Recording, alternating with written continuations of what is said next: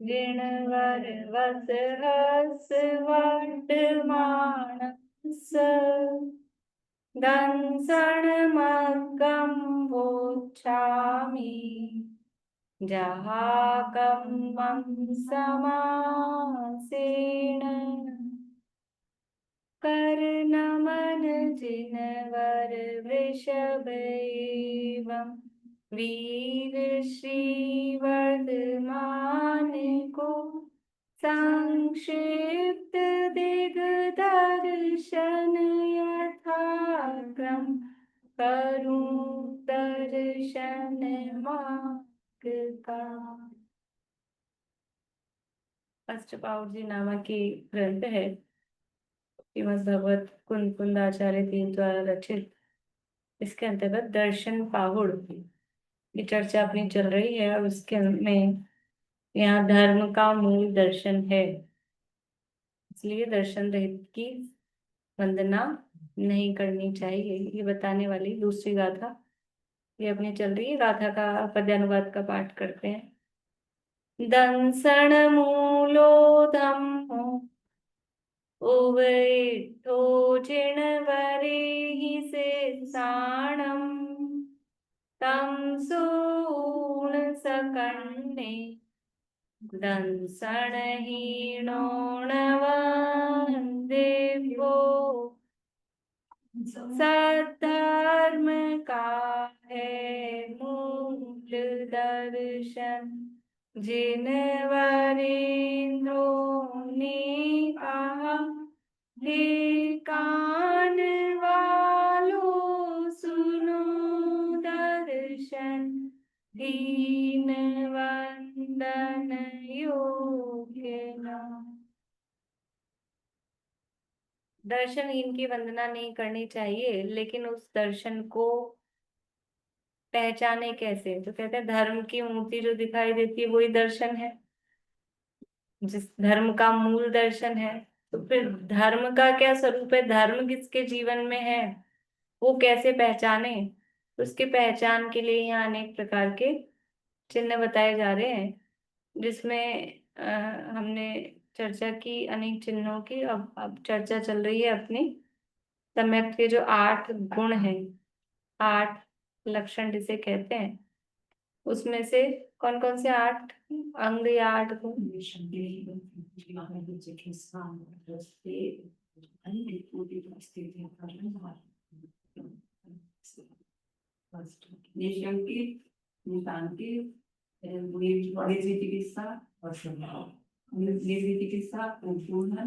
पहले अमूर्त दृष्टि, वात्सल्य, स्थितिकरण, वात्सल्य और प्रभाव। ये 8 अंग हैं। 8 अंग हैं, उन्हें लक्षण भी कह सकते हैं यहाँ के प्रकरण के हिसाब से, अथवा 8 गुण भी उनको कहते हैं। उसमें से अपनी चर्चा किन किन अंगों की हो चुकी है, किन किन अंगों की चर्चा हो गई है?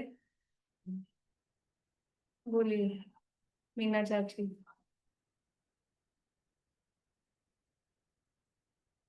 निशंकित, निकांक्षित, निर्विचिकित्सा, अमूढ़ दृष्टि और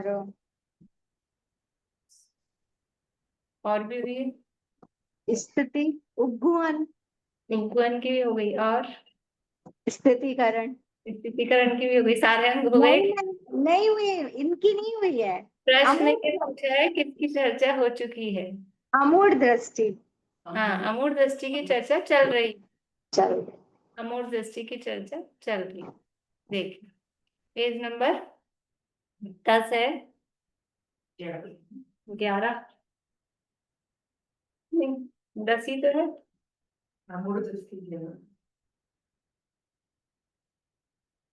यहाँ तक बात की थी ना अपने, देवगुरु धर्म कैसे होते हैं, तो देव का स्वरूप और फिर गुरु का। लास्ट का पैराग्राफ इस पेज का कहाँ हुआ? पेज नंबर 10 है। देखिए पीछे जो अमूर्त दृष्टि का स्वरूप बताया था कि 9 नंबर पेज का जो लास्ट पैरा था कि तत्व में अतत्व पने का श्रद्धान, वो मूढ़ दृष्टि है। जो तत्व है, तत्व का मतलब जो वस्तु है उस वस्तु का जो स्वरूप है, वस्तु के भाव को तत्व कहते हैं ना, तो उस वस्तु के स्वरूप को नहीं जान के कुछ और स्वरूप मानना, वो तत्व में अतत्व पने का श्रद्धान है। और इनमें भी जो प्रमुख है वो क्या है? देव, शास्त्र, गुरु। यहाँ पर तो देव में अदेव बुद्धि, या अदेव में देव बुद्धि, कुगुरु में गुरु बुद्धि, या गुरु में कुगुरु बुद्धि, और जो धर्म नहीं है कुधर्म में धर्म बुद्धि। ये जो लोक मूर्ता जिसे कहते हैं, देव मूर्ता, गुरु मूर्ता, लोक मूर्ता, वो जो मूर्ताएं हैं वो सब अमूढ़, मूढ़ कह रहे हैं ना, तो मूढ़ता से रहित श्रद्धान वो अमूढ़ है। और मूर्ताएं तीन प्रकार की कही है, गुरु मूर्ता, देव मूर्ता, गुरु मूर्ता और लोक मूर्ता। ये सब रहित मिथ्यात्व रूप है। उन उनसे रहित पना उन अमूर्त दृष्टि अंग होता है। तो यहाँ पर कहा कि कौन देव नहीं है, कौन गुरु नहीं है, वो तो ठीक है, लेकिन सच्चे देव कौन है, सच्चे गुरु कौन है, ये कैसे पहचाने? उनकी भी तो पहचान के चिन्ह बताओ। तो यहाँ देव की पहचान के चिन्ह बताए। क्या चिन्ह बताया देव की पहचान का, पारुल? केवल ज्ञानी होना चाहिए। याद नहीं आ रहा। ठीक है, देव की पहचान के क्या चिन्ह बताए ममता अभी? वीतरागी, सर्वज्ञ और हितोपदेशी होना चाहिए। ठीक है, सब पूर्व ज्ञान के आधार पे बता रहे हैं, मतलब बात वही है, बस शब्दों का अंतर है। लेकिन यहाँ क्या कहे थे, बोलिए। रागाधिक भावों से रहित और ज्ञानावरण आदि कर्मों से रहित, हाँ, दोषों से दोष और रहित। आवरण, दो शब्द दिए थे ना, दोष और आवरणों से रहित। रागादि दोष है, ज्ञानावरणादि वो आवरण है, उनसे रहित। बात वही है, वितरागता है और सर्वज्ञता है। लेकिन दोष और आवरण से जो रहित हैं वो देव हैं, वो सच्चे देव हैं जिनमें दोष नहीं हो। तो अपन ऐसे कहते हैं वीतरागी और सर्वज्ञ है, तो उसमें मतलब बात वही है। एक अस्थिपरक कथन है वीतरागी कहना, वो अस्थिपरक कथन है, और दोषों से रहित कहना वो नास्तिपरक कथन है। यद्यपि उसमें भी वीतरागी, राग से रहित पना ही आ रहा है, लेकिन फिर भी थोड़ा सा अपना मतलब जो दिमाग है वो फिर उस दिशा में मतलब और व्यापक सोचता है कि दोषों से जो रहित हैं, तो फिर दोष क्या है, उसकी तरफ दिमाग जाता है। तो वहां थोड़ी व्यापकता आ जाती है, अर्थ बिल्कुल एक ही है। वितरागी सर्वज्ञ कहो अथवा दोष और आवरणों से रहित कहो, अर्थ वही है उसका, लेकिन थोड़ा विचार के लिए। तो ये देव कौन है? जो दोष और आवरण यानी से रहित है, यानी वितरागी और सर्वज्ञ है। इसके अलावा और भी यहाँ फिर अंतरंग लक्षण बताए, अनंत चतुष्टय सहित हैं। अनंत चतुष्टय दिखते नहीं है तो बाहर में संवर्षण इत्यादि विभूति और 100 इंद्र जिनको नमस्कार कर रहे हैं, परमोदारी जिनकी देह है, इस तरह के लक्षण बाहर के लिए बताए। फिर गुरु कौन है? तो गुरु में गुरु प्रथम तो अरहंत भगवान ही है, वो ही परम गुरु है। क्योंकि उपदेश देने वाले को गुरु कहते हैं, और मोक्ष मार्ग का पहला उपदेश कौन देता है? वो अरहंत भगवान ही देते हैं, तो वो गुरु हैं। लेकिन वो अरहंत के ही बताए हुए मार्ग पर उन्हीं का पालन करते हुए जो हैं ऐसे वितरागी दिगंबर मुनिराज, वो गुरु हैं, और वो भी मोक्ष मार्ग का उपदेश करते हैं। ये यहाँ कहा था। अभी देखिए 10 नंबर पेज पे लास्ट पैराग्राफ से अपन पढ़ते हैं।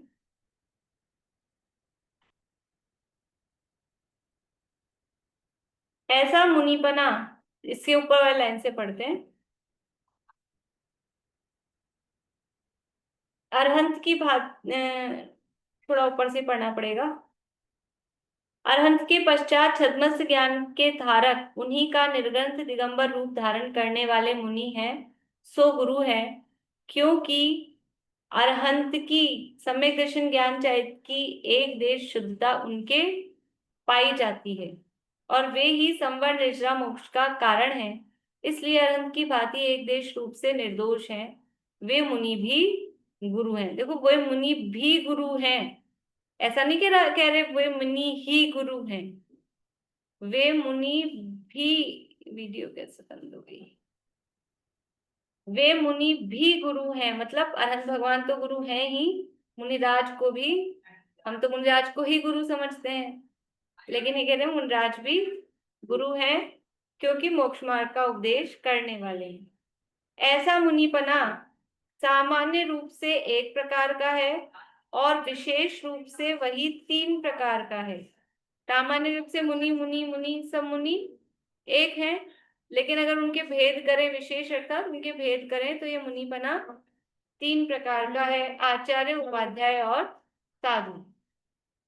इस प्रकार यह पदवी की विशेषता होने पर भी उनके मुनि बने की क्रिया समान ही है। ये पद की अपेक्षा विशेषता है, कोई आचार्य है, कोई उपाध्याय है, लेकिन जो उनकी मुनि बना है और मुनि बने की जो क्रिया है वो सबकी समान ही है। जो 28 मूल गुणों का पालन है, वो जो जिससे मुनि दशा देखी जाती है, समझी जाती है, वो सबकी समान ही है।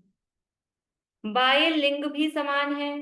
पंच महाव्रत, पंच समिति, 3 गुप्ती, ऐसे 13 प्रकार का चारित्र भी समान ही है। तप भी शक्ति अनुसार समान ही है। साम्य भाव भी समान है। ऐसा होता है आचार्य में समता भाव ज्यादा होता हो, मुनिराज में कम होता हो। समता भाव, ये जो कहा अरि मित्र महल मसान कंचन कांच निंदन तुतिकरण, तो ये किसके लिए कहा है? आचार्य के लिए, उपाध्याय के लिए, कि साधु के लिए? किनके लिए कहा है? कि सब में समान ही है, सब में समान है। ऐसा कुछ नहीं है कि किसी का अलग है, किसी का विशेष है। विशेष वो हो सकता है कषायों के थोड़े बहुत उदय के हिसाब से, किसी में जैसे ऐसा मतलब विशेष अपन ऐसा देख सकते हैं कि किन्हीं मुनिराज पे उपसर्ग हुआ और वो उपसर्ग के काल में अंतर्गत केवली होके मोक्ष चले गए, अथवा उपसर्ग केवली हो गए अनंत बन गए। और किन्हीं मुनिराज पे उपसर्ग हुआ पर वो श्रेणी नहीं चढ़ पाए, संकलेश किया ऐसा नहीं, लेकिन श्रेणी नहीं चढ़ पाए उस, जैसे ये मान लो 5 पांडव हैं, 5 पांडव मुनिराज हैं, तो उपसर्ग हुआ पांचों पर, तो 3 ने तो उपसर्ग के काल में श्रेणी चढ़ ली और 2 नहीं चढ़ पाए। तो समता में कमी, समता में कमी ऐसे नहीं है कि वहां कोई उत्सर्ग करने वाले के प्रति कोई राग द्वेष खड़े हुए हों, लेकिन स्थिरता नहीं हो पाई उतनी, इस अपेक्षा से वो कुछ कह सकते हैं, मतलब वो तो पर्सनल है, लेकिन पद की अपेक्षा से देखा जाए आचार्य की क्षमता विशेष होती है और उपाध्याय की कम होती है, साधु की और कम होती है, ऐसा अंतर उसमें नहीं। साम्य भाव भी समान है, मूल गुण उत्तर गुण भी समान है, परिचय उपसर्गों का सहना भी समान है, आहार आदि की विधि भी समान है। आचार्य की विधि अलग होती हो, उपाध्याय की विधि अलग होती हो, सामान्य की अलग होती हो।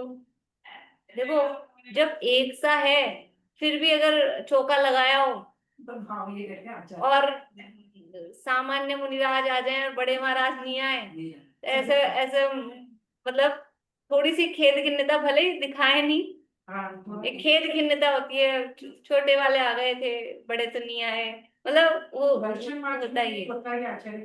हाँ, तो जब जब यहाँ कह रहे सब समान है तो खिन्नता क्यों? वो तो एक पद है ना। आहार आदि की विधि भी समान है, चर्या स्थान आसन आदि भी समान है, मोक्ष मार्ग की साधना सम्यक ज्ञान चारित्र भी समान है। ये तो केवल पद अलग से दिए हैं, थोड़ी सी विशेष क्वालिटी, बाकी कोई अलग हो, जैसे मतलब ये जो मुनि संघ है वो बिल्कुल स्कूल की कॉलेज की तरह है। अब वो व्यवस्था के लिए जैसे स्कूल्स में मॉनिटर बनाते हैं, किसी को मॉनिटर बना दिया, तो क्या क्या विशेषता है उसमें? क्या विशेषता है? कोई जरूरी नहीं है पढ़ाई की विशेषता मॉनिटर वाले, वो बस वो कंट्रोल, भाई सब पे कंट्रोल करता है, कर सकता है, उसको बनाते हैं। कॉलेजेस में भी होता है, अगर रेगुलर क्लास चलती तो सीआर वगैरह बनाते हैं वहां पे भी, और इलेक्शन होते हैं कॉलेज के प्रेसिडेंट, ये सब क्या है? विद्यार्थी पढ़ने की अपेक्षा तो सब समान है ना, तो मुनि पढ़ने की अपेक्षा से सब समान है। जो मॉनिटर बन गया उसको एग्जाम ही देना पड़ता होगा, और जो मॉनिटर बन गया उसके तो प्री में नंबर 100 में से 100, अपने आप आ जाते होंगे। पता लगता है कि जो मॉनिटर बना है ना उसको सो ही होता है पढ़ाई में। पढ़ने वाले बनते नहीं मॉनिटर, मॉनिटर ही करते रहेंगे, पढ़ाई कब करेंगे। तो ऐसी स्थिति है। तो मोक्ष मार्ग की साधना, सम्यक ज्ञान, चारित्र भी समान है। ध्याता ध्यान ध्येयपना भी समान है। ज्ञाता ज्ञान ज्ञेयपना भी समान है। चार आराधना की आराधना, क्रोधादि कषायों का जीतना इत्यादि मुनियों की प्रवृत्ति है, वह सब समान है। मतलब ये जो भेद किए गए हैं ये तो मुनि संघ की व्यवस्था के लिए उनमें आपस में है, अपने लिए कोई भेद नहीं है। अपने को देखने के लिए उनमें कोई भेद नहीं है, ये तो उनके मुनि संघ की व्यवस्था के लिए भाई कि ये दीक्षा शिक्षा का काम करेंगे, ये संघ में पठन पाठन का काम करेंगे। और ये जैसे सब जगह ही है ना, देवगति में व्यवस्था है कि नहीं, कि कोई इंद्र है, कोई मंत्री है, कोई सामान्य प्रजा भी है, व्यवस्था है वहां की। तो ऐसे मुनि संघ की भी एक व्यवस्था है। बिना व्यवस्था के इतने बड़े बड़े संघ कैसे संचालित हों? और सभी कहें हम ही पढ़ाएंगे, उसी में फिर वो हो जाए ये पढ़ाते हैं, हम तो पढ़ाई नहीं पाते। मतलब ऐसा तो एक को उपाध्याय किसी को पद दिया, ये पठन पाठन के अधिकारी हैं, तो व्यवस्था बनी रहती है, ये सभी चालू हो जाए। और फिर कौन पढ़ रहा है कौन पढ़ा रहा है ये कोई व्यवस्था ही नहीं रहे। सभी गए हम आचार्य हैं, हमसे दीक्षा ले लो, हम कोई भी आके दीक्षा मतलब जितने मुनिराज हैं संघ में किसी से भी जाके दीक्षा ले लो, ऐसा नहीं होता। एक व्यवस्था, किससे प्रायश्चित लें, प्रायश्चित किससे लें, तो वो सब उसकी व्यवस्था के लिए वो पद दिए गए, बाकी कोई अंतर उनमें नहीं। विशेष यह है कि जो आचार्य हैं वे पंचाचार्य अन्य को ग्रहण कराते हैं तथा अन्य को दोष लगे तो उसके प्रायश्चित की विधि बताते हैं, धर्मोपदेश दीक्षा एवं शिक्षा देते हैं। ऐसे आचार्य गुरु वंदना करने योग्य हैं। आचार्य किन्हीं कह रहे हैं कि जो दीक्षा लेने वाले को योग्य जानकर दीक्षा देते हैं, अपने दोष प्रकट करने वाले को प्रायश्चित विधि से शुद्ध करते हैं, और धर्म के लोभी कोई जीव दिखते हों तो उनको धर्मोपदेश देते हैं। ये बाहर में काम दिख रहे हैं, लेकिन ये काम किसके जिम्मे दिए जा रहे हैं? ये शिक्षा देने का, दीक्षा देने का, प्रायश्चित देने का काम किसको दिया जाता है? कि जो सम्यक दर्शन ज्ञान चारित्र की अधिकता से प्रधान पद प्राप्त करके मुनि संघ के नायक हुए हैं।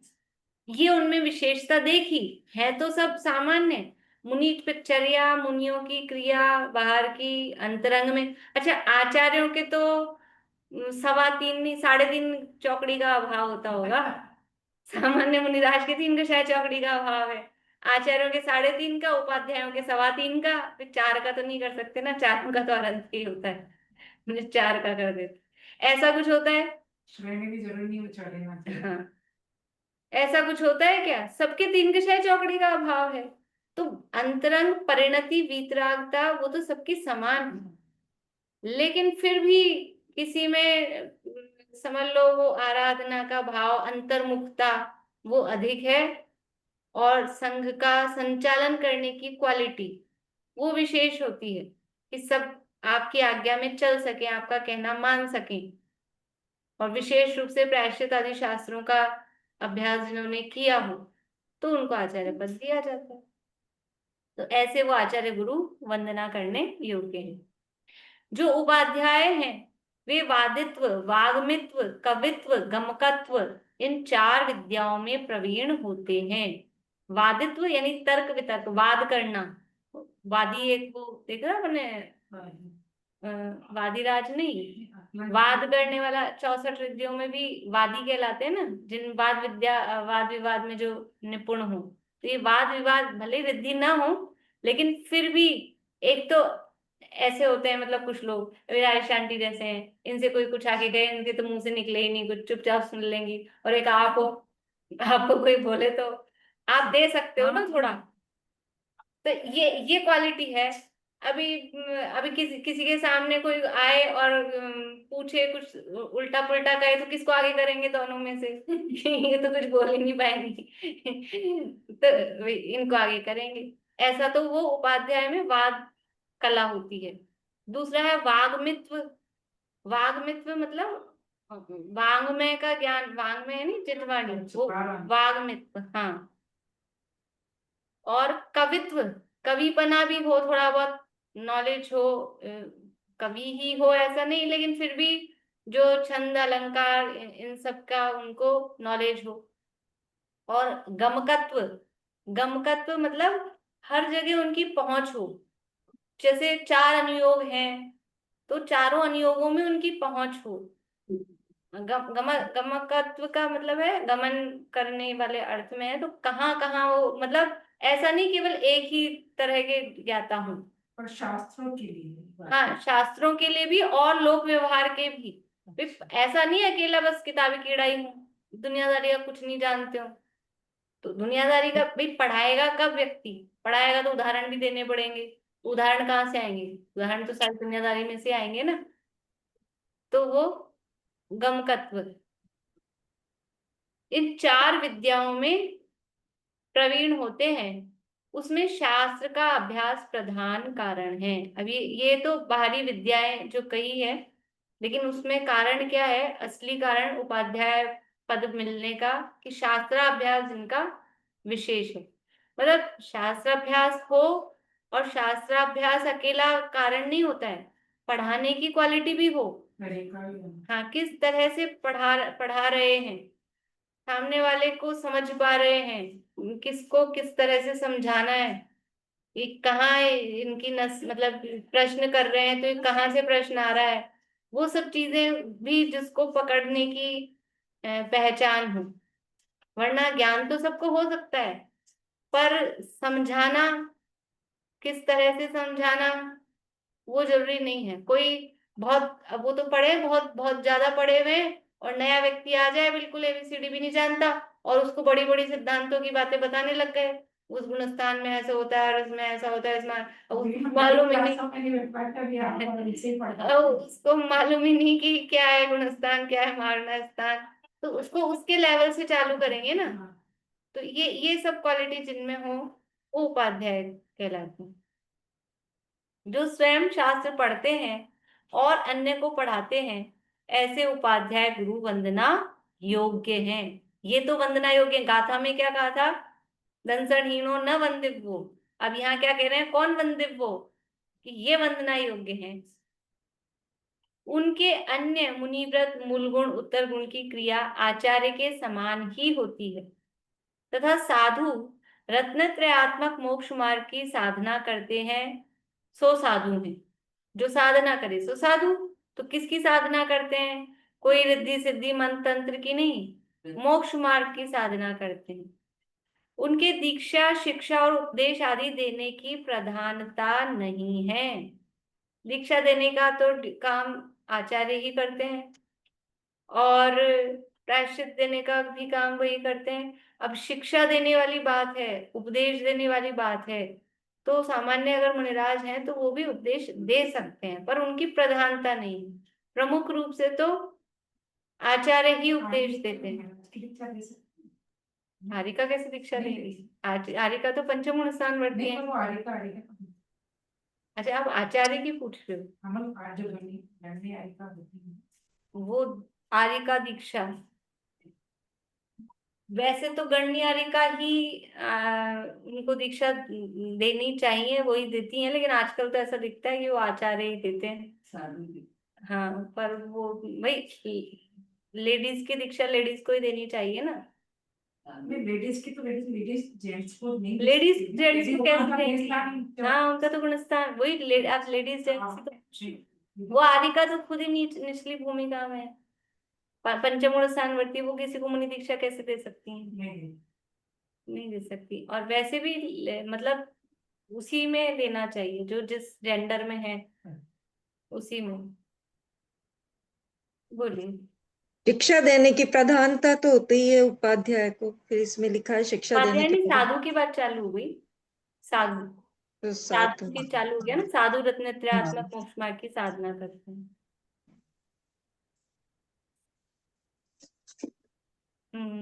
उनके दीक्षा, शिक्षा और उपदेश आदि देने की प्रधानता नहीं है। वे तो अपने स्वरूप की साधना में ही तत्पर होते हैं। जिनागम में जैसी निर्ग्रंथ दिगंबर मुनि की प्रवृत्ति कही है, वैसी सभी प्रवृत्ति उनके होती है। ऐसे साधु वंदना के योग्य हैं। वो तो अपने स्वरूप की साधना में तत्पर रहते हैं। और बाकी जो जिनागम में, ये क्यों ऐसा लिख दिया, जिनागम में जैसी प्रवृत्ति कही है, वो पूरी प्रवृत्ति बताएं तो और यहाँ बड़ा हो जाए, तो वो अपना प्रकरण नहीं है प्रवृत्ति बताने का। तो जिनागम में जहाँ शास्त्रों में मुनिराज की जो चर्या कही है, वैसी चर्या उनके होती है। तो वो देखो, जैसी प्रवृत्ति कही है, यहाँ कोई ये नहीं कहा तीन कषाय चौकड़ी का अभाव और वितरागता सुरजन, वो बात नहीं कही है यहाँ। यहाँ तो बाहर की, क्योंकि हमको बाहर से मतलब पहचान करनी है, तो अंतरंग तीन कषाय चौकड़ी ये नहीं दिखती है। सम्यक दर्शन अंदर वाला वो नहीं दिखता है। अभी यहाँ बाहर से पहचान के चिन्ह चल रहे हैं। तो मुनिराज हैं, आचार्य हैं, उपाध्याय हैं, साधु हैं, कैसे पहचानेंगे कि उनकी ये बाहरी। तो जैसी जिनागम में बाहरी प्रवृत्ति कही है, और उसकी पहचान के लिए 28 मूल गुणों का वर्णन किया गया है। और शॉर्ट में कहे तो 13, 5 महाव्रत, 5 समिति और 3 गुप्ती। इनका पालन अगर प्रॉपर है, यथोचित है, जैसा जिनागम में कहा है वैसा है, उसमें कहीं कोई स्खलन नहीं है, तो वो साधु वंदना के योग्य हैं। लेकिन यदि समितियों में, महाव्रतों में वही गड़बड़ है, तो फिर वो वंदना, बाहर में छिलका ही खराब दिख रहा है, तो फिर अंदर में गड़बड़। अंदर में वितरागता होगी तो बाहर में प्रवृत्ति जिनागम के अनुसार ही होगी, और बाहर में प्रवृत्ति जिनागम के अनुसार है तो अंतरंग में वितरागता हो भी सकती है, नहीं भी हो सकती है। लेकिन नमस्कार करना कराना ये व्यवहार है, बाहरी काम है, तो ये बाहर को देख के ही किया जाएगा। अंदर की वितरागता ना देख सकते हैं ना देखना है। बाहर में यदि यथोचित है तो वंदना के योग्य है। लेकिन बाहर में ही गड़बड़ी दिख रही है, और कोई कहे नहीं इनके अंदर तो वितरागता है थोड़ी बहुत, तो पंचम काल है, तो कि नहीं, जब बाहर ही गड़बड़ है तो काल वाल से कोई प्रभावित नहीं होता है। पंचम काल है तो काल का प्रभाव तो कहाँ पड़ रहा है कि वो उन चीजों में पड़ता है। काल का प्रभाव जो मूलभूत तत्व हैं उनमें नहीं पड़ता है। अच्छा, काल का प्रभाव से हम गुरु के स्वरूप में तो कर देते हैं, पंचम काल है तो थोड़ा बहुत, तो पंचम काल है तो फिर हम थोड़े बहुत रागी द्वेषी देव को देव मान लें। देवता, देव के जो, देवता नहीं, देव अनंत भगवान के जो यहाँ चिन्ह बताए हैं, दोष से और आवरण से रहित। अभी क्या है कि पंचम काल है, 4 घातिया कर्मों का पूरा नाश तो होता नहीं है, तो थोड़ा बहुत कर्म बचा जाए उनको देव मान लें। थोड़ी बहुत पूर्ण वितरागता तो होती नहीं है, तो इतना मान लें। नहीं चलेगा ना, नहीं स्वीकार होगा ना, हंसी आ रही ना अपने को, तो फिर गुरु के संबंध में हम काल क्यों लगाते हैं? गुरु के संबंध में हम काल क्यों लगाते हैं? बहुत सारी बातें हैं, मतलब बहुत बातें इसमें अपन कर सकते हैं कि हम काल से लगा रहे हैं। गुरु के स्वरूप में हर चीज की शिथिलता, पंचम काल है, पंचम काल है, पंचम काल है। और फिर जैसे शावक वैसे मुनि, ऐसा नहीं है। शावक तत्व में नहीं आते, देव शास्त्र गुरु ये तत्व में है, गुरु तत्व के अंतर्गत है, सम्मर निद्रा तत्व है, शावक कोई तत्व में नहीं है। यहाँ ये तर्क देते हैं साहब, जैसे शावक वैसे मुनि, इसलिए शावक भी भ्रष्ट तो मुनि भी भ्रष्ट, तो फिर भगवान भी भ्रष्ट, फिर सारे भ्रष्ट मिलके उपल नाव, फिर कहाँ जाएंगे? सबका मिलके नरक में ठेलम ठेला होगा, क्या होगा? ऐसा नहीं चलता है। अच्छा, पंचम काल है तो सब बदलना चाहिए, तो हम तत्व के स्वरूप को बदल रहे हैं, उसमें गुरु के स्वरूप को बदल रहे हैं। तो पंचम काल है तो थोड़ी सी अग्नि ठंडी हो जानी चाहिए, पंचम काल है तो अग्नि अपना स्वरूप छोड़ दे, पानी अपना स्वरूप छोड़ दे, जो जो वस्तुएं हैं, नमक चीनी वो तो अपन लगा देते हैं आजकल। असली नहीं आ रहा, वो एक बात अलग है, लेकिन नमक का जो चिन्ह है खारापन, और चीनी का जो चिन्ह है मिठास, वो कोई काल से प्रभावित नहीं होता है। वस्तु का स्वरूप काल से प्रभावित नहीं होता, जो तत्व है वो काल से प्रभावित नहीं होते, और ये तत्व है। देव शास्त्र गुरु ये तत्व है। मोक्षा प्रकाशक में लिखा है, अहो देव गुरु धर्म ये तो सर्वोत्कृष्ट पदार्थ हैं, इनमें शिथिलता रखने से धर्म कैसे होगा? इनमें अगर शिथिलता हुई तो अभी तो धर्म का प्रारंभ ही नहीं हो सकता है। वो यहाँ कह रहे हैं। बोलिए अर्चना जी। मैं ये कह रही हूँ कि जिससे यहाँ के 28 मुल्क है उससे तो दिख रहा है कि मतलब काफी कुछ हद तक वो सही कर रहे हैं, लेकिन जब उनके प्रवचन वगैरह सुनो तो पता चलता है कि ये तो गड़बड़ है। तो ऐसे में फिर क्या करना चाहिए? नमस्कार करना चाहिए, तो नहीं एक तो करना चाहिए? आपके जो शब्द हैं काफी कुछ हद तक, तो ये नहीं चलेगा।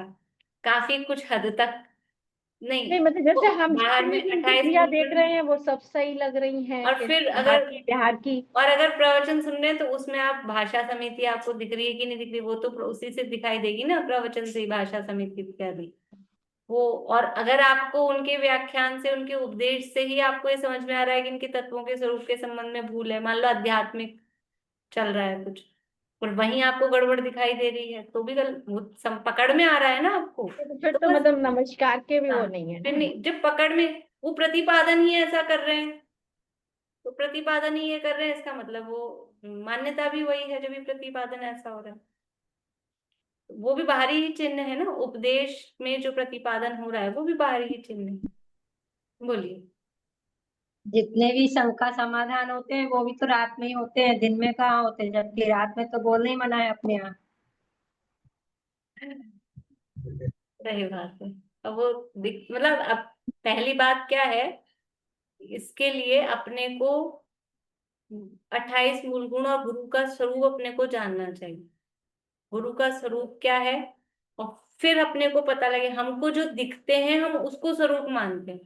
हम शास्त्र में स्वरूप पढ़ के फिर नहीं देखते हैं, क्योंकि हमें पहचान करनी ही नहीं, हमें निर्णय करना ही नहीं ये है। तो पढ़ना चाहिए ना, पढ़ना चाहिए। पढ़कर हम किसी को, अब दुनिया में तो कहते हैं 2 पैसे की हांडी भी लेते हैं, तो पहले सीख के जाता है, नया नया लड़की को, बहू को बाजार भेजे सासू माँ, तो ऐसे देख के लेना, ऐसी पहचान करके लाना, सब्जी लेने जाते हैं ऐसे, तो सिखा के भेजते हैं। तो किसी को भी गुरु मान लें, सीख के तो आओ कि गुरु होते कौन है।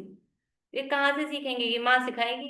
तो बात नहीं है, ये हमारे बात तो नहीं तो सब अरे ये माँ सिखाएगी ना, ये माँ है ना, वो सिखाएगी, वो दुनिया वाली माँ नहीं। बोलिए दीपिका जी। उसमें ऐसे बोलते हैं कि अभी तो साधक हैं, साधना कर रहे हैं, अभी तुम पूरा ये शास्त्र पढ़कर ज्ञानी मत हो, ऐसे भी कहा जाता है मुनिराजों के द्वारा। तो फिर वो क्या चीज? इसके लिए कौन साधक है? साधु साधु साधक है तो साधक है तो जो थोड़ी बहुत जैसे इसमें एकदम शिथिलता, जैसे कहते हैं कि कई अपने यहाँ पॉइंट्स हैं कि 28 मूल गुण हैं तो मुनिराज के ये गुण हैं, उनमें से अगर कहीं कुछ शिथिलता लगती है तो ये कहा जाता है कि अभी तो साधक हैं, अभी पूरी साधना हुई नहीं है, तो हम ऐसा ना समझो कि हम मुनि नहीं है, मतलब नहीं नहीं, तरीके देखो से ये काम। तो वो अपना उसका पोषण करने के लिए कहा जा रहा है। जब मुनिराज के चिन्ह ये बताए, लक्षण ये बताए हैं, तो उसमें शिथिलता या उसमें कमी नहीं हो सकती। जो 28 मूल गुणों का निर्दोष पालन कहा है, उसमें यदि दोष है तो हम साधा क्या, अभी तो हम सीख रहे हैं, ऐसा नहीं होता। जैसे कि अभी कहा कि शीत परिचय और वो सहन करने वाली बात आती है, लेकिन जो आजकल मुनिराज की व्यवस्था की जाती है उसमें शीत परिचय के लिए तो पूरी चारों तरफ लकड़ी का वो ब्लॉक बनाकर फिर उनको सर्दी से बचाने की व्यवस्था की जाती है, तो उसकी अनुमोदना महाराज जी भी तो करते ही है ना। तो देखो फिर ऐसा ऐसा है, इसलिए थोड़ा हमको शास्त्र पढ़ना चाहिए। बिल्कुल ही हमने जो भजनों में और जो स्वरूप सुना है वो तो उत्कृष्ट स्वरूप का है कि शीतकाल सरिता के तट पर जो रहते, तो ऐसा जरूरी नहीं है शीत परिचय का वो सहन करते हैं क्योंकि नग्न दिगंबर हैं। लेकिन ऐसा भी आता है ना, मुनिराज वसतिका में रहते हैं, तो ये मुनिराजों के लिए जैसे नशियां वगैरह हैं वो ऐसे स्थान है। पर उसमें ये जरूर है, अगर लकड़ी का बना है वो पर्टिकुलर के लिए बना है। वसति का भी उद्दिष्ट, वसति का मतलब रहने का स्थान, वो भी उद्दिष्ट और अनुदिष्ट दो होती है। यानी जैसे उद्दिष्ट आहार के त्यागी होते हैं, वैसे ही उद्दिष्ट वसतिका के त्यागी होते हैं। यदि पर्टिकुलर इन महाराज के लिए ये हमने बनाया है तो वो उद्दिष्ट है, वो उद्दिष्ट वस्तु का है, उसमें बनाने में सारे जो दोष हुए हैं वो महाराज को लगेंगे। लेकिन एक जैसे नशियां वगैरह जो कॉमन ऐसे बना दी जाती है कि कोई भी साधु, जैसे आजकल वो संत भवन टाइप से बनते हैं, गर्मी में ठंडी हो तो वो कॉमन बनाए हैं कि कोई भी आए त्यागी व्रती मुनिराज तो वो वहां रहे, तो वो उद्देश्य नहीं है। पर उसमें कि सर्दी है तो खिड़की दरवाजे सारे बंद कर लें, दरवाजा बंद नहीं करते हैं मुनिराज जो हैं। अगर ऐसा कमरे टाइप जगह में रुके हैं तो दरवाजा खुला होना चाहिए, दरवाजा बंद नहीं होता है। गर्मी बहुत है तो एसी कूलर तो लगा नहीं सकते सामने के सामने, तो वो लगा लेंगे तो पूरे ही भ्रष्ट दिखते हैं। तो कहीं खिड़कियों में कि कहीं वो आती है जो कूलर में वो लगाते हैं टाटी, वो टाटी लगा के और फिर वहां पानी का छिड़काव हो रहा है, तो वो सब इस तरह की व्यवस्था कर रहे हैं। अगर श्रावक कर रहे हैं तो उनको मना करना चाहिए, क्योंकि वो तो सब मतलब उनके अनुकूल नहीं है, अनुरूप नहीं है, मुनिचर्या के अनुरूप नहीं है। हाँ, इतना जरूर कर सकते हैं, गर्मी बहुत तेज है तो कोई जरूरी नहीं वो पहाड़ पे जाके ही बैठे, वो गुफा में बैठ सकते हैं, वो कहीं वसतिका में जाके बैठ सकते हैं, उसका निषेध नहीं है। मतलब परिचय सहन करते हैं इसका मतलब ये नहीं है कि वो अब गर्मी तेज पड़ रही है तो पहाड़ पे ही जाके या धूप में ही खड़े होकर जाके होंगे। ऐसा जरूरी नहीं है, मंदिर में अंदर बैठ सकते हैं, जहाँ और जो स्थान है वहां बैठ सकते हैं। पर पर्टिकुलर उन्हीं के लिए या अपने उद्देश्य से ही वो बनाया गया है और उनको पता लग रहा है मेरे लिए ही बना रहे हैं सारा ताम तमीरा, तो वो उद्दिष्ट है, फिर उसको ग्रहण नहीं करना चाहिए।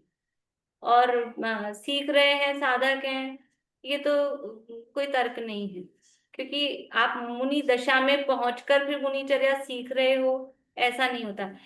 क्यों नहीं होता? ये खेल नहीं, मुनि दशा है, वहां पूज्यता का भाव आता है, वहां लोगों की श्रद्धा नतमस्तक होती है। सीखना था तो सीखने सीखने के लिए पंचम गुण स्थान था, शिक्षा व्रत दिए थे ना, वो सीखने के लिए पंचम गुण स्थान था। अगर आप सीख रहे हैं और सीखना चाहते हैं तो भी पंचम गुण स्थान ग्रहण करो, फिर सीखो। इसीलिए मुनि संघों में रहते हैं ना सब ब्रह्मचारी दीदी भैया लोग, वो सीखने के लिए, फिर वो सीखते हैं साथ रह रह के, तब उनकी दीक्षा होती। तो इसलिए ये तर्क नहीं है बिल्कुल भी, वो खाली अपने दोष छुपाने का साधन है।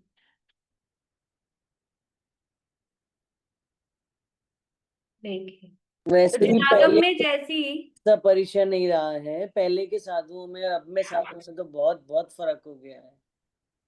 पहले आपकी कितना आवाज अच्छे से नहीं आ रही है कुछ। अच्छा, नहीं मैं कह रही पहले के साधु में और आज के साधु में भी बहुत फर्क आ गया है। तो देखो, साधु तो पहले के और आज के नहीं होते हैं, वो तो नहीं नहीं, परिचय जो पहले हाँ, सहते थे। ठीक है, वो जरूर काल का प्रभाव है, वो हाँ, आज नहीं, आत्मानुशासन में लिख गए हैं। इतना सहन नहीं रहा आज के साधु में। ठीक है, पर ऐसा नहीं है कि सहननहीन है तो फिर मुनि दशा में, मतलब आप, क्योंकि वो तत्व, देव गुरु धर्म तत्व के अंतर्गत है, वहां हंसी मजाक खेल नहीं हो सकता उसके साथ में। बोलिए। पढ़ते तो बहुत है वो, इसी में तो शक्ति पढ़ते के तो अनुसार कार्य करें, बिना शक्ति के अनुसार कार्य नहीं करें। हाँ बिल्कुल, जो शक्ति है, परिचय सहने की शक्ति हो, वैराग्य हो, 3 पॉइंट दिए मोक्षा प्रकाशक में। ये मुनि दीक्षा किसको लेनी है, क्यों लेनी, कि अंतरंग में वीतरागता हो, संसार शरीर भोगों के प्रति उदासीनता हो, और परिचय सहने की शक्ति हो। परिचय सहन करना ही पड़ेगा मुनि दीक्षा आप लोगे तो, और आगम का ज्ञान हो, पढ़ा भी हो उसके स्वरूप के संबंध में, तब जाके दीक्षा ली जाती है। ज्ञान वैराग्य साथ में हो। बोलिए शशि भगवान। ये स्टूडेंट्स हो जाते हैं ब्रह्मचारी भैया वगैरह, तो वो स्टूडेंट ही तो है इसके, इन लोगों के संघ के। हाँ, और फिर आर्टिकलशिप हो जाती है इलक छुल्लक में, आर्टिकलशिप ही तो है वो, इलक छुल्लक होते हैं जो प्रैक्टिकल सिखाते हैं। हाँ, ठीक बात है।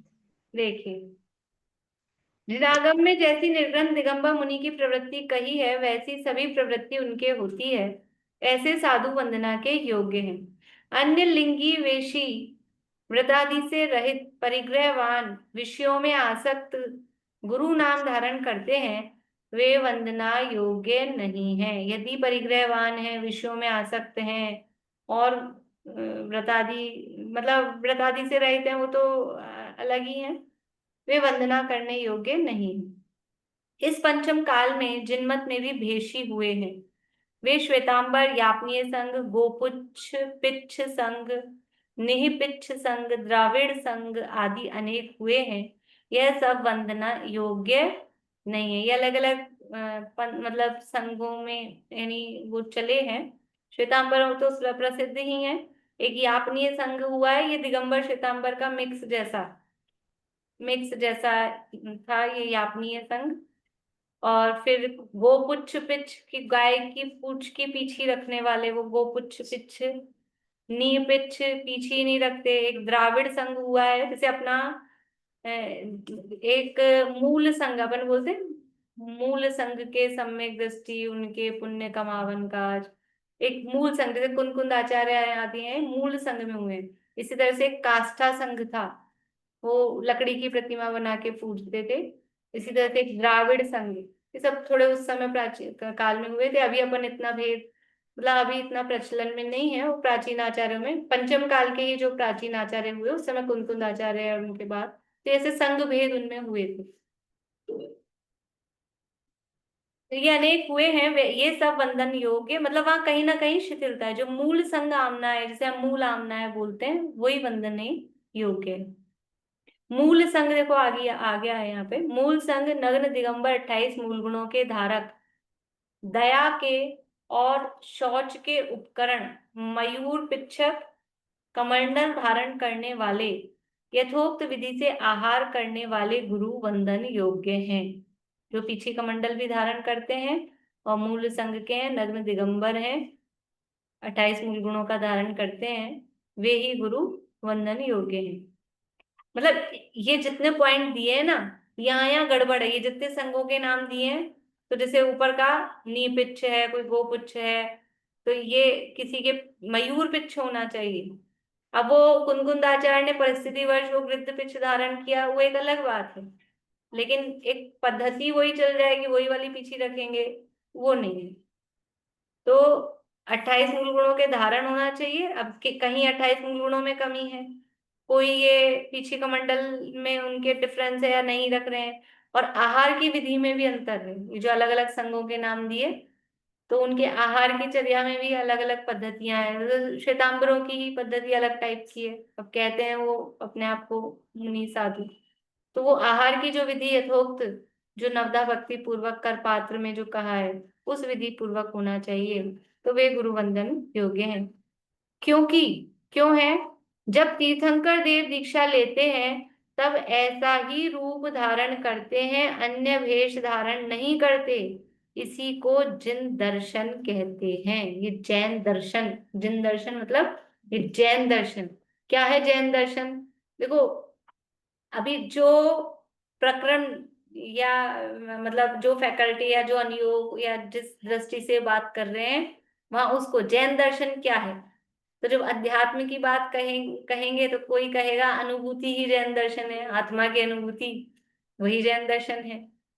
लेकिन अभी यहाँ प्रकरण क्या चल रहा है, जैन दर्शन क्या है कि ये जो निर्ग्रंथ दिगंबर मुनिराज जो जिनेंद्र भगवान की जो मुद्रा है वो जहां दिखाई दे उसका नाम जिन दर्शन या जैन दर्शन, वो जैन दर्शन है। तो यहाँ दर्शन पाहुड़ में, अष्ट पाहुड़ में भी, क्योंकि इसलिए कहते हैं ये मुनिराजों की प्रधानता से लिखा गया। जो कहते हैं ना, यहाँ मुनिराजों की प्रधानता से मतलब मुनिराजों के 28 मूल गुणों का वर्णन वैसे नहीं है, लेकिन यहाँ मुनिराजों पे घटित किया है। हर चीज को जो पाहुड़ों में कहा जा रहा है वो मुनिराजों पे घटित कर रहे हैं। तो यहाँ दर्शन भी किसको कह रहे हैं? निर्ग्रंथ दिगंबर वीतरागी मुनिराज को जैन दर्शन कह रहे हैं। अब प्रवचन सार में शायद 200वीं गाथा की टीका में या कहीं अमृतचंद्राचार्य ने ऐसे लिखा है कि साक्षात जैन दर्शन, साक्षात मोक्ष मार्ग। हम खड़े हैं ना, कोई ऐसा कहे कि अबे हम कोई दिखाई नहीं दे रहा, किससे पूछें क्या करें मोक्ष मार्ग, कि हम खड़े हैं ना साक्षात, अपने आप को वो वहां जैन दर्शन की हम है ना, कि जैन दर्शन खड़े हुए सामने। कहाँ तुम जैन दर्शन को देखने जा रहे हो? ये उसको जैन दर्शन के, इसी को जिन दर्शन कहते हैं। ये एक पैराग्राफ पढ़ के पूरा करते हैं। धर्म उसे कहते हैं जो जीव को संसार के दुख रूप नीच पद से मोक्ष के सुख रूप उच्च पद में स्थापित करे। ऐसा धर्म मुनि श्रावक के भेद से दर्शन ज्ञान चारित्रात्मक एक देश सर्वदेश रूप निश्चय व्यवहार द्वारा दो प्रकार का कहा है, उसका मूल सम्यक दर्शन है। उसके बिना धर्म की उत्पत्ति नहीं होती। इस प्रकार देवगुरु धर्म में तथा लोक में यथार्थ दृष्टि हो और मूर्ता न हो, सो अमूर्त दृष्टि अंग है। देखो धर्म क्या है? ये संसार दुखदाय सत्वान यो धरती उत्तम सुखे, ये का ये धर्म है। और इस धर्म का भेद, उसके प्रकार कह रहे हैं तो एक तो मुनि धर्म और श्रावक धर्म। जैसे कार्तिकेय अनुप्रेक्षा में अपन ने पढ़ा था, तो वहां पे भी धर्म के ये दो प्रकार के कहे थे, संगासक्त और असंग, ये शब्द दिए थे ना वहां, एक मुनि धर्म और एक श्रावक धर्म। तो ये इसके भेद से और कैसा है, निश्चय व्यवहार दो प्रकार का, वो चर्चा अपन पीछे करके आए, दो प्रकार का कहा है। लेकिन चाहे मुनि धर्म हो, चाहे श्रावक धर्म हो, चाहे व्यवहार धर्म हो, चाहे निश्चय धर्म हो, उसका मूल क्या है? मुनि धर्म का मूल और श्रावक धर्म का भी मूल क्या है? वो सम्यक दर्शन। सम्यक दर्शन के बिना ना तो श्रावकपना होगा, ना मुनिपना होगा, ना निश्चय धर्म तो होगा ही नहीं, व्यवहार धर्म भी नहीं होगा। क्योंकि अपन ने चर्चा की थी उस दिन कि निश्चय होता है तब उसको व्यवहार नाम मिलता है। वास्तव में निश्चय के बिना व्यवहार क्या है? अंदर बादाम हो तो छिलके को वैल्यू मिलती है, वो भी 1000 रुपए किलो में आ जाता है साथ में। अंदर बादाम हो ही नहीं, कोरे छिलके, छिलके को 1000 रुपए किलो में बेचना चाहे तो बिकेंगे क्या कि नहीं साहब आप छिलके वाले 1000 रुपए किलो में? कि ऐसा नहीं होता। अंदर निश्चय हो तो उस व्यवहार को थोड़ी कीमत मिलती है, उसको धर्म नाम मिल जाता है, ये उसको कीमत मिल जाती है निश्चय के साथ रहने पर। दादा ने बहुत अच्छा प्रकरण लिखा है निश्चय व्यवहार वाले प्रकरण में, नया चक्र में, और बहुत लंबा इसको उठाया, अभी अपना समय हो गया, कि वो व्यवहार को ये कीमत मिली क्यों है, कि वो निश्चय का प्रतिपादक है। वो बाहरी छिलके को बादाम की कीमत में क्यों बिका है वो साथ में? क्योंकि वो सारे कोई तोड़ेगा फोड़ेगा तो पहले अपने ऊपर वो चोट सहन करता है और वो बताता है कि ये है अंदर बादाम, वो प्रतिपादक है उसका। और निश्चय है वो तो उसका निषेध करता है, वो तोड़ेंगे तब निकलेगा। लेकिन मतलब बहुत इस तरह से, यानी वो उसकी जो अपन ने कहा उसका सहचारी और निमित्त होता है। निश्चय व्यवहार है वो निश्चय का सहचारी और निमित्त होता है, इसलिए उसको कीमत मिलती है, उसको धर्म नाम दिया जाता है। लेकिन वो निश्चय का सहचारी भी नहीं हो और उसका निमित्त भी नहीं हो, तब उसको नाम मिलेगा क्या? तब नहीं मिलता। तो ऐसा उसका मूल सम्यक दर्शन है, उसके बिना धर्म की उत्पत्ति नहीं होती। इस प्रकार देवगुरु धर्म में तथा लोक में यथार्थ दृष्टि हो और मूर्ता न हो, सो अमूर्त दृष्टि अंग है। इस तरह से मैंने सोचा था 8 अंग पूरे कर लेंगे, लेकिन नहीं हुए, कोई बात नहीं, जल्दी काहे की अपने को। इस चर्चा अब अपन 10 लक्षण के बाद करेंगे। अभी शाम की क्लास 10 लक्षण में बंद रखेंगे ताकि दिन की चलेगी अपन। बोलो पारुल। भाभी स्वाध्याय तो कराएंगे ना शाम? स्वाध्याय या सामायिक? सामायिक। कर लेना ना, अपनी अपनी पहले बहुत बार करा चुकी हूँ तो। एक्चुअल में यहाँ 7:30 से प्रवचन स्टार्ट है, उससे पहले भक्ति होती है यहाँ, तो बहुत यहाँ मतलब डिस्टर्बेंस सा रहता है। और मुझे भी बहुत फिर वो आकुलता सी रहती है घर से टाइम से आना, मतलब वो थोड़ा घर पे वो भाव बनते नहीं है वहां पे, मतलब उस तरह से ये लैपटॉप लगा के वहां, यहाँ तो फिर भी वो कर सकते हैं पर वहां वैसा होता नहीं है। और इसलिए फिर वो देख लेंगे, और नहीं तो मैं मैसेज डाल दूंगी, अगर रखेंगे तो मैं मैसेज डाल दूंगी, नहीं तो अभी तो नहीं है।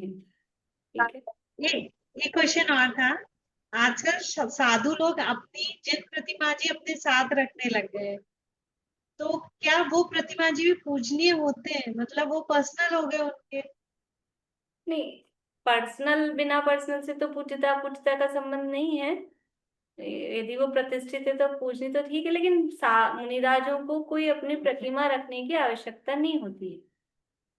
मुनिराजों को वो स्वयं परमेष्ठी पद में है, तो यदि उनको कहीं जिन मंदिर जिनालय मिलते हैं तो वो दर्शन वंदना कर सकते हैं। अदरवाइज जैसे हमारे लिए श्रावक के आवश्यकों में, षटावश्यकों में देव पूजा का रूप मतलब आवश्यक कहा है, वैसे मुनिराजों के आवश्यक में देव पूजा या देव दर्शन वो आवश्यक में नहीं कहा है। वहां समता स्तुति वंदना वो है, तो वो वैसे करें। खुद को मतलब पर्सनल रखने की वो अनिवार्यता नहीं होती है, तो नहीं रखनी चाहिए उस हिसाब से। भाई जहाँ, क्योंकि फिर उतनी ही उसकी वो, क्योंकि जिन मंदिर की जो मान मर्यादा और जो जैसी व्यवस्था। निंदा नहीं करनी चाहिए, पर हाँ? क्या सोने की तो प्रतिमाएं होती है, सोने के कलश होते हैं, अभिषेक के, उसे देखे और क्या कर वो है। ठीक है, वो उत्तम धातुओं की हो उससे भी कोई नहीं, लेकिन मतलब हाँ, पर वो परिग्रह ही तो मतलब उसकी चिंता तो भाई नहीं। मुनिराज के लिए केवल पीछे और उपकरण दो ही गए हैं, वो प्रतिमा भी तो उनके लिए परिग्रह रूपी हो गई ना। उसकी संभाल चिंता सारा वो, अब वो कहो वो लोग संघ वाले करते हैं, वो करते हैं, पर सब गाइडेंस तो इन्हीं की होती है ना। कहने में कह दो कि वो कर रहे हैं, सारी गाइडेंस अनुमोदना पूरी, हाँ पूरी अनुमोदना उसी की है, इसलिए वो तो खाली कहने की बात है कि श्रावक लोग कर रहे हैं ऐसा। मुनिराज के तो पिछी और कमंडल, और ज्यादा से ज्यादा हो तो शास्त्र। प्रतिमा नहीं कहा कहीं भी कि प्रतिमा रखो, और शास्त्र भी पढ़ने के लिए, और अलग से हाथ में तो जगह है नहीं, वो तो जहां पढ़ेंगे वहीं वहीं रखेंगे, वहीं छोड़ेंगे। ले जाने के लिए जगह कहाँ है? एक हाथ में पीछे पकड़ेंगे, एक हाथ में कमंडल पकड़ेंगे, फिर यहाँ यहाँ दबाएंगे शास्त्र को। यहाँ दबाना तो अभी न है, क्या करेंगे? बोलिए दीपिका जी। गाड़ियां चलती है साथ में। बोलिए, अब ये तो जो देखो सबको पता है ना, ऐसी बातों में तो कोई मतलब नहीं। दीपिका जी कुछ कह रहे हैं। मैं कह रही थी आरिका माता जी प्रतिमाएं रखते हैं अपने साथ, तो फिर उनके लिए आवश्यक है क्या? आरिका माता जी के लिए वो पंचम गुण स्थान रखती है। अब वो गुणस्थान वाइज पंचम है, लेकिन वैसे उपचार से उनको भी महाव्रती कहा जाता है, और वो संघ में ही रहती हैं, उन्हीं संघ में ही रहती हैं। तो खुद की प्रतिमा रखना तो वही हो गया ना, मतलब अब वो और विशेष देखना, मतलब उनके लिए ये नियम है कि नहीं देव दर्शन का, वो एक अलग मैटर है। लेकिन आरिका माता जी भी तो परिग्रह से रही थी ना। एक वो जो 9 हाथ की 9 मीटर की जो भी वो साड़ी है, उसके अलावा, और पीछे कमंडल जो वो रखती हैं, उसके अलावा क्या रख सकती हैं वो? उसके अलावा कुछ नहीं ना, तो फिर वो प्रतिमा भी तो उनके लिए परिग्रह रूपी हुई ना।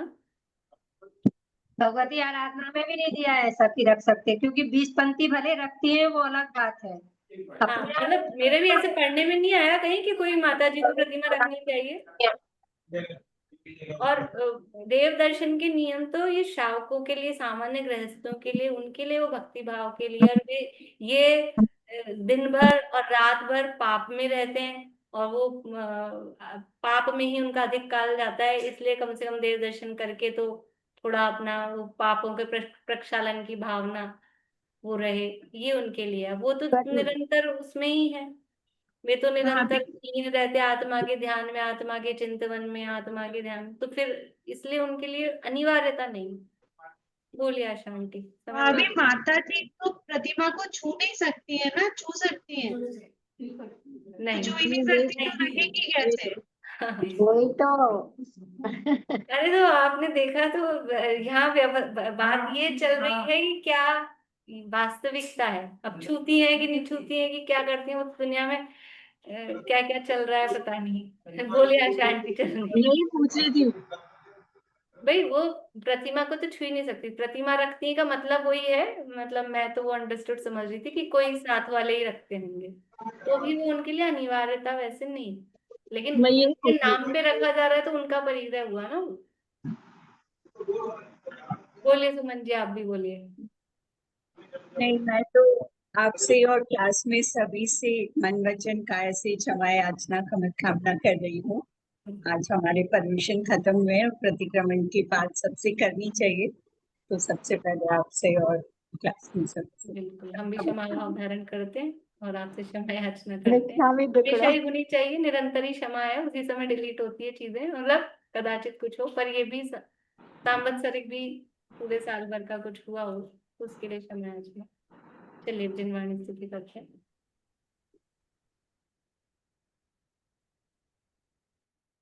पर मैं नहीं कर्तृ मुझको भास था कुछ भी, अधिकार नीति थे नहीं जग में अरे कुछ भी, निज अंतरंग में ही दिखे प्रभुता मुझे मेरी, मेरे ग्रंथता की भावना अब हो सफल मेरी, बीते अहो आराधना में हर घड़ी मेरी।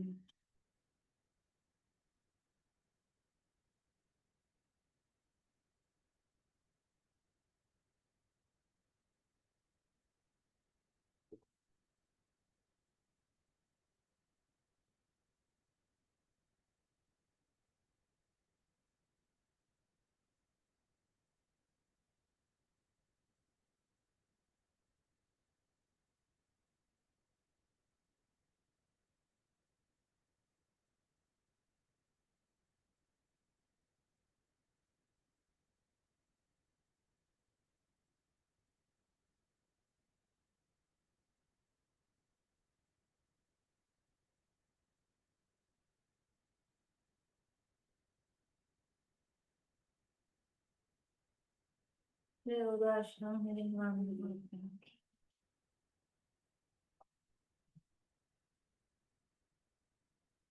जय श्री